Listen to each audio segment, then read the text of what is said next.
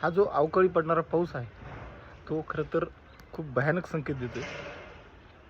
गेल्या 10-12 दिवसापासून सारखा पाऊस चालू आहे आणि पाऊस हा 1 महिना अगोदर आला आहे। म्हणजे जे निसर्गाचे चक्र असतात ते रेग्युलर फिरले पाहिजेत। उन्हाळा हा 4 महिन्याचा आहे पण पाऊस 1 महिना अगोदर आला आहे, म्हणजे कुठेतरी निसर्ग चक्र बिघडले आणि याला पूर्णतः माणूस जबाबदार आहे। वाढलेलं प्रचंड मोठं प्रदूषण, शहरीकरण, कॉन्क्रीटचे सगळे जंगलं, ज्याला माणूस आधुनिकता म्हणतोय,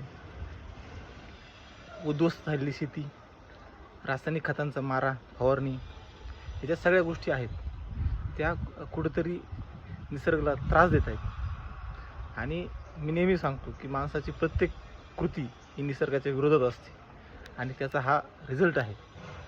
येत्या काळात हे जास्त बिघडलेलं असेल। खरं तर भारत हा निसर्गरित्या खूप संपन्न देश आहे। म्हणजे उन्हाळा, पावसाळा आणि हिवाळा हे तीनही ऋतू हे देशात रेग्युलर असतात।